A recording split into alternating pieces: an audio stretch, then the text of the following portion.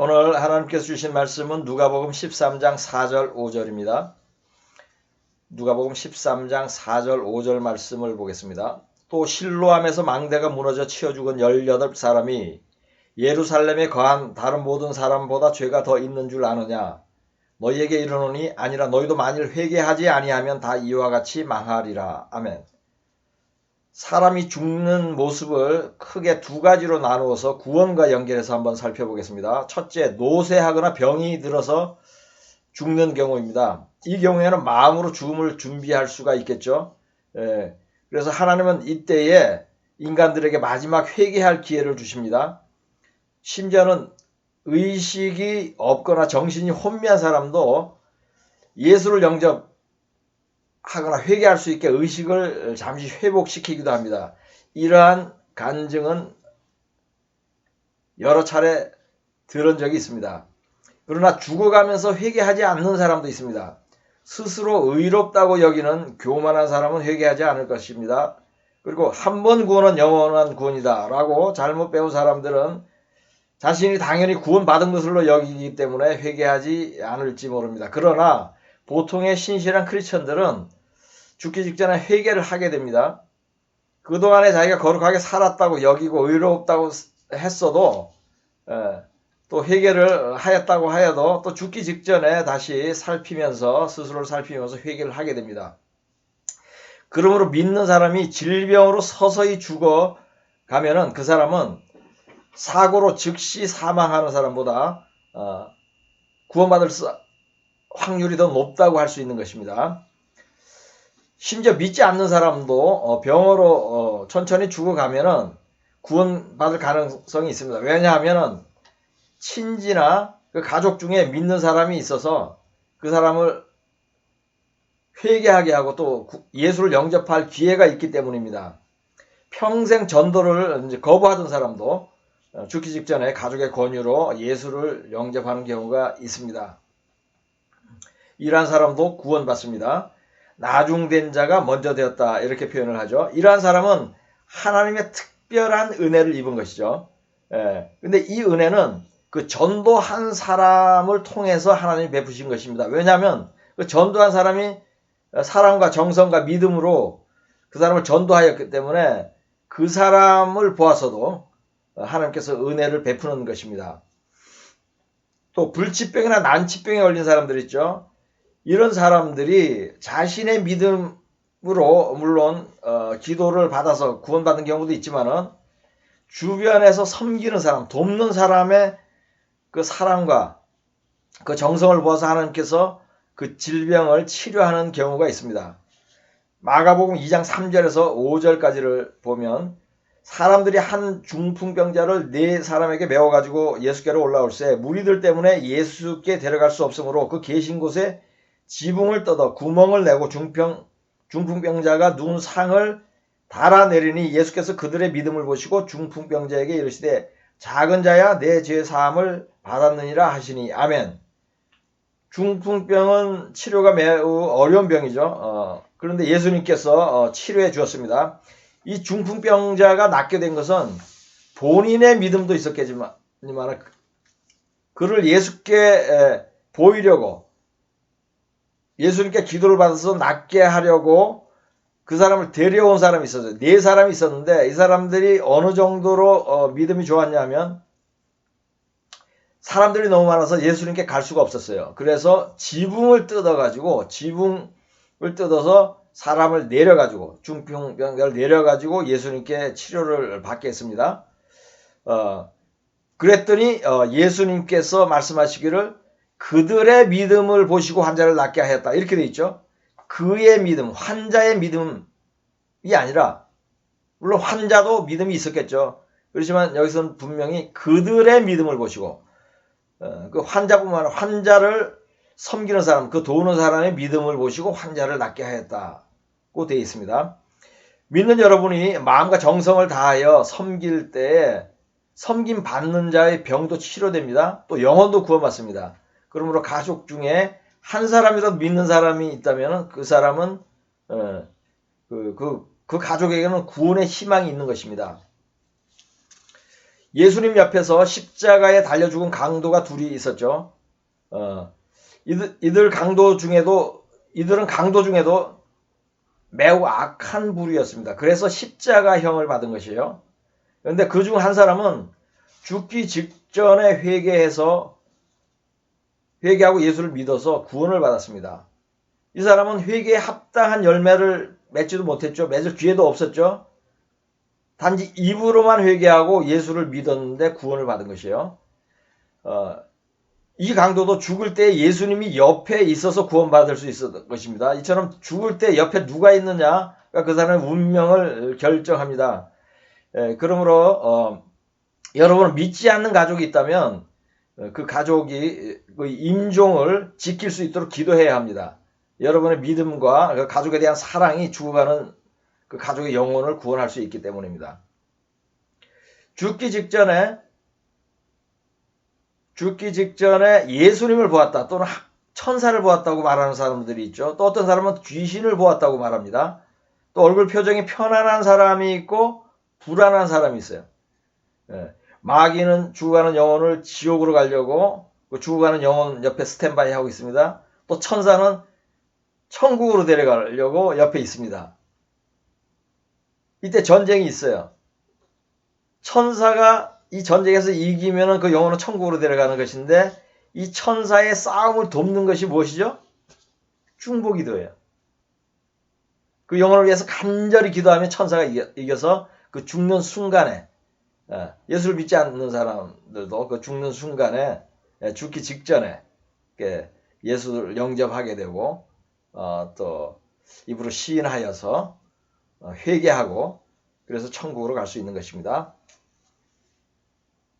구원은 죽기 직전의 믿음으로 결정이 되는 것입니다. 평생 동안 신앙생활한 그 믿음의 평균 점수를 내서 그 믿음의 크기로 구원을 결정하는 것이 아니에요. 이것은 마치 달리기 시합을 할 때에 중간에 1, 2등 한 것은 상관이 없죠. 중간에 몇 등을 했는지는 상관이 없어요. 다만 결승전에 골인을 할 때 1등이냐 2등이냐라고 그 성적이 가려지는 것과 같은 이치예요. 죽을 때 구원에 이를 만한 믿음이 있으면 구원을 받는 것이고 구원에 이를 만한 믿음이 없으면 구원을 받지 못하는 것입니다. 어떤 사람은 오랫동안 믿음이 좋았는데 죽을 때 돼서 믿음이 약해지거나 믿음이 없어져서 구원받지 못하는 사람이 있어요. 그 대표적인 인물이 누구죠? 솔로몬. 젊었을 때는 참으로 신실했는데 늙어가면서 영안이 흐려져서 이방신들을 섬기면서 성경에 있는 내용대로만 보면은 구원받지 못했습니다. 이런 것을 이제 먼저 된 자가 나중됐다 이렇게 우리가 표현을 하죠. 반대로 오랫동안 믿지 않거나 믿음이 약해서 죄 중에 있었는데 죽기 직전에 회개해 구원받는 사람이 있죠. 대표적인 인물이 조금 전에 소개했던 예수님 옆에서 죽은 강도죠. 이게 나중된 자가 먼저 된 경우이죠. 죄를 많이 지었음에도 죽기 직전에만 회개했는데 어떻게 구원받을 수 있나? 그게 구원에 받을 만한 믿음이 있다고 할 수 있는가? 이제 이런 질문이 있을 수 있죠. 그런데 이것은 그 성경에 근거가 있습니다. 로마서 10장 9절을 보겠습니다. 내가 만일 내 입으로 예수를 주로 시인하며 또 하나님께서 그를 죽은 자 가운데서 살리신 것을 내 마음에 믿으면 구원을 받으리라. 아멘. 이 구절은 예수를 믿고 입으로 시인하면 구원받는다고 말씀하고 있잖아요. 이 말씀이 죽기 직전에 예수를 영접하는 사람에게 응하는 것이에요. 근데 어떤 사람들은 이 구절을 한 번 구원은 영원한 구원으로 해석해요. 한 번 그렇게 시인하기만 하면 평생 구원받은 것이다. 이것은 틀린 것이에요.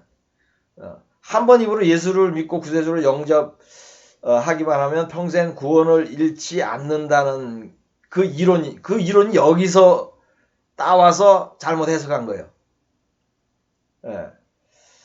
예를 들어서 제가 설명을 하면은 그 십자가에 죽은 강도가 죽기 직전에 매달려서 이제 못까지 박았는데 어떻게 특별 사면으로 왕이 사면을 해줬어요. 그래가지고 다시 십자가에서 내려와서 다시 살게 됐어요. 그런데 이 강도가 믿음에서 떠나서 다시 죄를 짓고 회개하지 않으면 어떻게 되죠? 구원받지 못하는 것이에요. 병원에서 죽어가는 사람도 마찬가지입니다. 죽기 직전에 가족이 전도해가지고 예수 영접하고 이제 구원을 받았는데 이 사람이 기적적으로 다시 살아났어요. 그러면 어떻게 해야 되죠? 회개에 합당한 열매를 맺으면서 거룩하게 계속 살아야지 구원을 받죠. 다시 옛날로 그 믿음이 없는 상태로 돌아가면 구원받지 못하는 것입니다. 그렇기 때문에 저는 이런 얘기를 종종 합니다. 그 죽기 직전에 예수를 영접한 그 가족은 그 가족을 위해서는 다시 살려달라고 간절히 기도하기보다는 천국에 가서 편히 쉬게 하도록 기도하는 편이 더 낫다고 이렇게 얘기를 하는 것이죠. 왜냐하면 살아난 다음에 다시 구원받지 못할 수도 있기 때문입니다. 지금 이제 제가 지금까지 설명한 것은 노쇠해서 병들어 죽어가는 사람의 구원에 대해서 또 그 죽기 직전에 예수를 영접한 사람들에 대해서 그 구원에 대해서 살펴보았는데 지금부터는 죽음을 준비할 기회도 없이 사고를 당해서 바로 죽는 사람이 있습니다. 즉사라 그러죠. 그런 사람의 구원에 대해서 한번 살펴보겠습니다. 구원에 이를 만한 믿음만 있다면 어떻게 죽어도 구원받죠. 즉사해도 구원받습니다. 그러나 구원받을 만한 믿음이 없는 사람은 당연히 즉사해서 구원 못 받고 어떻게 죽어도 구원을 받지 못하는 것이죠. 그런데 구원에 이를 만한 믿음이 없는 사람도 즉사하지 않고 병으로 서서히 죽어간다면 조금 전에 설명한 것처럼 구원받을 그 기회가 있을 수가 있어요. 왜냐하면 회개할 기회가 있기 때문에. 그러면 이제 사고로 죽은 사람들이 구원이 어떻게 되는가 이것을 성경에 의해서 한번 살펴보겠습니다. 누가복음 13장 4절을 보겠습니다.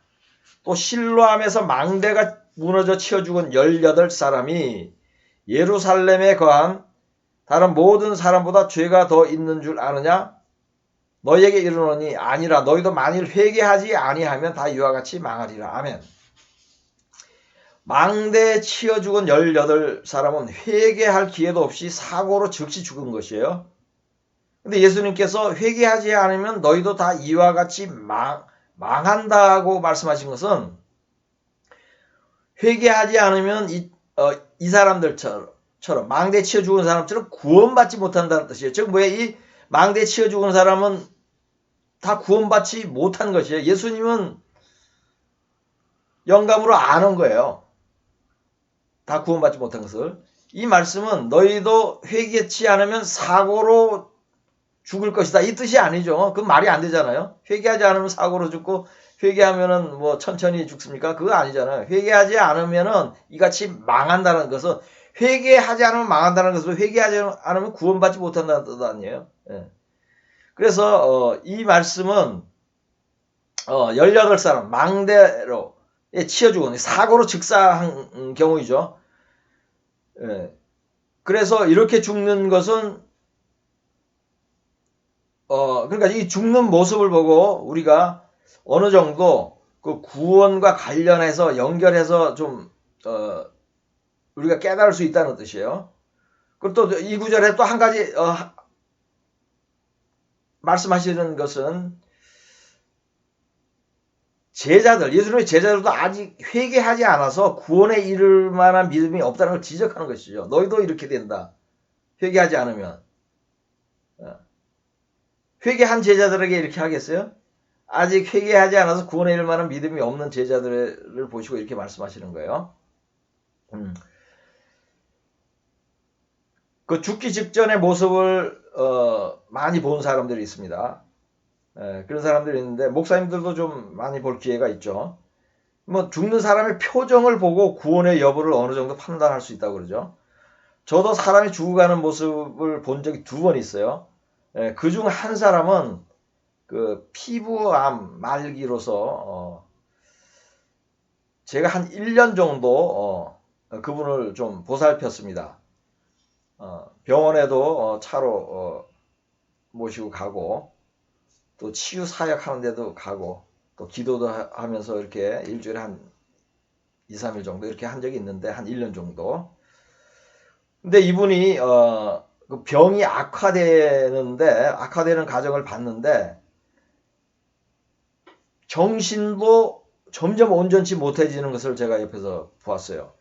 간혼이 자기를 죽이려고 한다는 것이에요. 전혀 그렇지 않거든요. 제가 병원에서. 그래서 제가 그렇게 말하는 거 보고 제가 마음이 안타까웠어요. 왜냐하면 이거 구원받는 것 같지가 않은 거예요. 이 영혼의 상태가. 그래서 간절히 기도했어요. 정말로. 이분이 그 오래 살고 다시 고쳐지는 게 문제가 아니라 죽더라도 구원을 받아야 하는데, 그리고 거의 이제 죽어가는 것 같아요. 말기. 근데, 그 담당 의사는 그렇게, 거의 죽을 것이다. 이렇게 말을 안 하더라고요. 끝까지.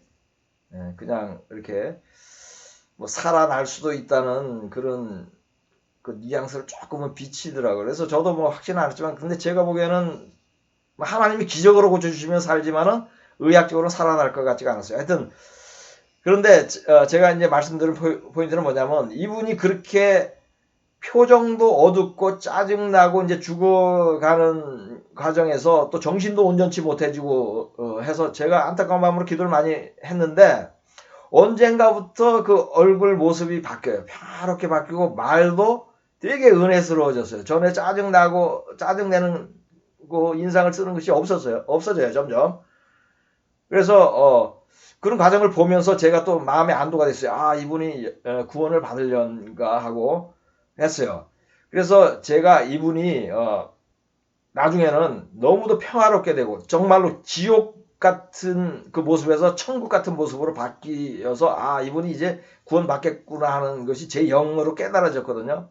그리고 며칠 있다 돌아가셨습니다. 근데 이제 이분이 어느 정도 아팠냐면요. 그 모르핀이 안 들을 정도예요. 모르핀을 너무 많이 맞아가지고 모르핀도 안 들 정도로 그렇게 고통을 받았는데 이것이 뭐죠? 보응을 받은 거죠.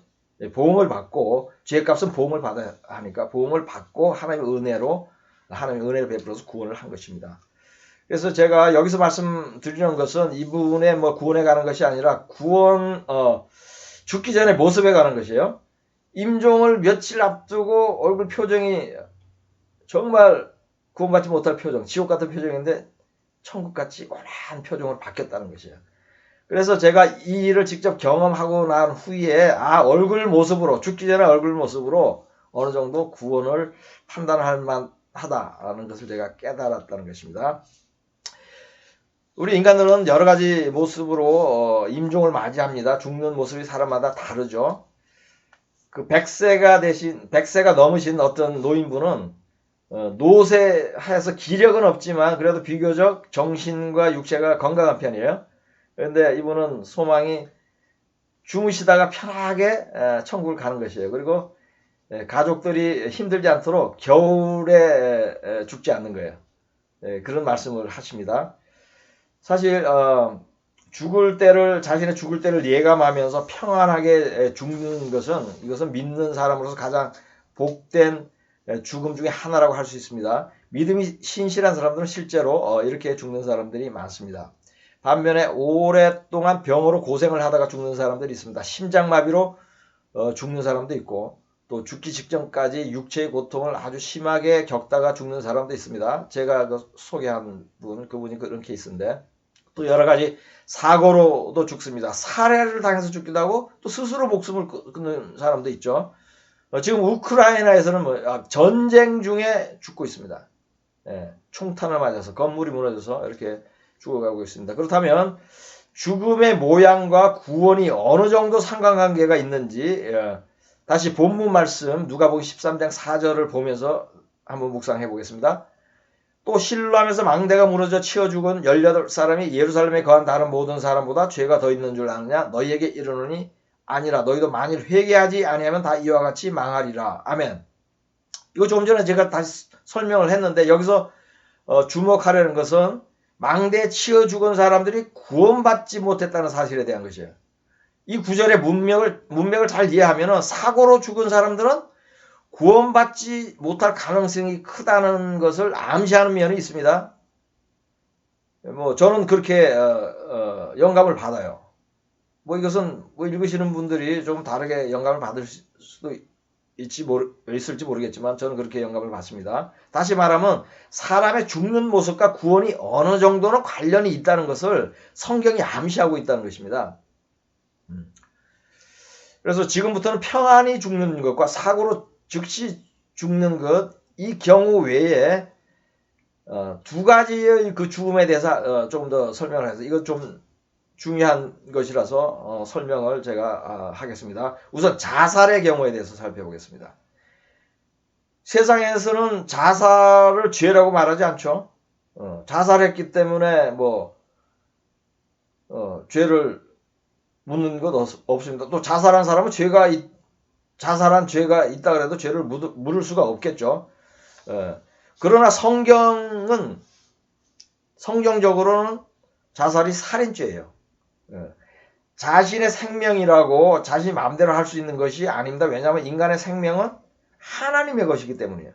그러면 자살은 하나님을 거스르는 범죄입니다. 물론 살인죄를 지어도 회개하면 구원받을 수 있는데 자살은 스스로 죽었기 때문에 회개할 기회가 없죠. 죽었으므로 회개할 수가 없는 것입니다. 그러므로 자살한 사람은 구원받지 못하는 것입니다. 즉 살인죄를 짓고 회개하지 않았기 때문에 구원받지 못하는 것이에요. 이것이 왜 자살이 구원받지 못하는 것의 성경적인 해석입니다. 자살하는 사람의 대부분은 믿지 않는 사람입니다. 그러나 크리스천 중에도 종종 자살하는 사람들이 있죠. 12여 년 전에는 어떤 유명한 예수를 믿는 그런 연예인이 그 자살한 적도 있었습니다. 이 사람들은 자살하라는 마귀의 유혹에 넘어간 거예요. 자살하게 하는 것은 마귀입니다. 그만큼 믿음이 신실하지 못했던 것이죠. 믿음이 온전하지 못했던 것입니다. 그런데 또 놀라운 것은 자살해도 구원받을 수 있다고 가르치는 목사들이 있습니다.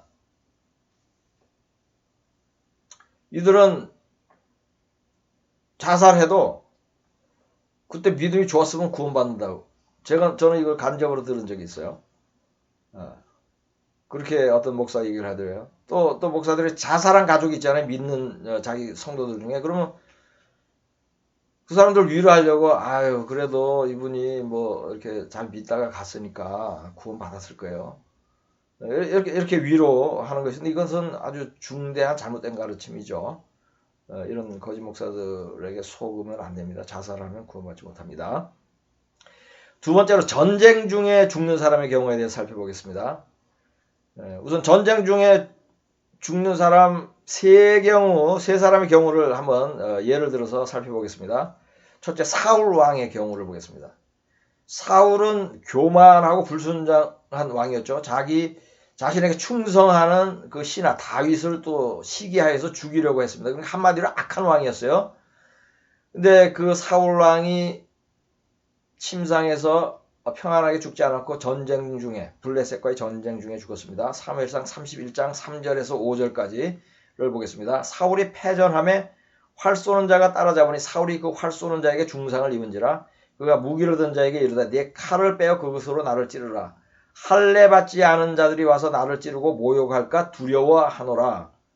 하나 무기를 든 자가 심히 두려워하여 감히 행하지 아니하는지라. 이에 사울이 자기의 칼을 뽑아서 그 위에 엎드러지매 무기를 든 자가 사울이 죽음을 보고 자기도 자기 칼 위에 엎드러져 그와 함께 죽으니라. 아멘. 사울이 전쟁 중에 죽은 것은 하나님 심판한 것입니다. 사울은 구원받지 못했습니다. 사울은 자신이 부상을 입어서 이제 더 이상 이제 살 길이 없다. 적에게 죽을 수밖에 없다고 생각해서 자기 신하에게 죽이라 하는데 말을 안 들으니까 자기가 스스로 자살을 해요. 그래서 사울의 죽음을 보면 전쟁 중에 죽는 것이 구원받지 못한 죽음인가라고 여길 만도 합니다. 둘째로 엘리 제사장의 아들 홈리와 비느하스 경우를 보겠습니다. 홈리와 비느하스는 제사장이에요. 이들은 제사장인데 하나님의 성문을 도둑질하고 또 성막 앞에서 수종드는 여인들과 간음도 하였는데 그 정도가 심화해서 온 백성이 다 알게 되었죠. 근데 하나님이 이 둘을 또 전쟁 중에 죽게 하였습니다. 사무엘상 4장 10절 11절 블레셋 사람들이 쳤더니 이스라엘에 패하여 각기 장막으로 도망하였고 살육이 심히 커서 이스라엘 보병의 엎드린 자가 3만 명이었으며 하나님의 괴는 빼앗겼고 엘리의 두 아들 홈리와 비느하스는 죽임을 당하였더라. 아멘. 이 경우를 보아도 전쟁 중에 죽는 것은 약한 홈리와 비나스가 죽는 것을 보면 하나님의 심판으로 구원받지 못한 것으로 이렇게 보입니다. 세 번째로 요시야 왕의 경우를 보겠습니다. 요시야는 이스라엘의 왕들 중에서 가장 신실한 사람이었어요. 우상을 모두 타파했고 거짓 선지자들을 죽이기도 해서 하나님의 마음을 가장 시원하고 기쁘게 해줬던 왕이에요. 흠이 없는 왕이었습니다. 그런데 요시야 왕이 애국과 전쟁을 하다가 전쟁 중에 죽었습니다. 역대하 35장 22절에서 24절까지를 보겠습니다. 요시야가 몸을 돌이켜 떠나기를 싫어하고 오히려 변장하고 그와 싸우고자 하여 하나님의 입에서 나온 누구의 말을 듣지 아니하고 무기또 골짜기에 이르러 싸울 때에 활 쏘는 자가 요시야 왕을 쏜지라. 왕이 그의 신하들에게 이르되 내가 중상을 입었으니 나를 도와 나가게 하라. 그 부하들이 그를 병거에서 내리게 하고 그의 버금 병거에 태워 예루살렘에 이른 후에 그가 죽으니 그의 조상들이 묘실에 장사되니라. 온 유다와 예루살렘 사람들이 요시야를 슬퍼하고. 아멘. 애굽 왕 느고가 다른 나라를 치러 가려고 요시야 왕에게 길만 좀 터달라 그랬어요. 그런데 그러면서 이것이 하나님의 말씀이라고 얘기를 했어요. 근데 요시야는 왕이 하나님 파는 줄 알았겠죠. 그래서 듣지 않고 나가서 싸우다가 죽은 것이에요. 그렇다면 요시야도 전쟁 중에 죽었으므로 구원받지 못했을까요? 요시야는 다윗보다도 더 흠이 없는 신실했던 왕이에요. 그의 죽음을 온 이스라엘 백성이 슬퍼했고 예레미야도 그 슬픈 노래 애가를 지어서 그 죽음을 기렸습니다. 그러므로 요시야가 비록 전쟁 중에 죽었어도 구원받는 것은 분명한 것입니다. 그래서 이상으로 전쟁 중에 죽은 이제 세 가지 경우를 살펴보았는데 이 외에도 전쟁으로 죽는 사람들 많습니다. 성경에 기록된 그 전쟁들 수만 명씩 수십만 명씩 죽습니다. 물론 전쟁은 분명히 하나님의 심판입니다. 그러나 전쟁 중에 죽는 사람이 모두 구원받지 못하는 것은 아닙니다. 오히려 환난을 당하면서 전쟁 중에 살아남게 해달라고 하나님을 찾고 또 회개할 수 있으므로 오히려 구원받는 사람이 늘어날 수가 있어요. 그러므로 전쟁이 어떤 사람에게는 심판이지만 어떤 사람에게는 구원의 기회가 될 수 있는 것입니다. 지금 우크라이나에서는 많은 사람들이 전쟁 중에 죽어가고 있습니다. 전쟁 가운데 대피소에서 간절히 기도하는 우크라이나 시민들의 동영상을 본 적이 있습니다. 하나님은 환난 중에 신음하는 그들의 소리를 듣고 있습니다. 사랑과 긍휼의 하나님이 전쟁으로 죽기 직전에라도 그들을 회개하고 구원하게 하실 것을 믿습니다. 전염병은 그치고 우크라이나에는 평화가 오기를 소망하며 이를 위해 기도하는 저와 여러분 되시기를 예수 그리스도의 이름으로 축복합니다.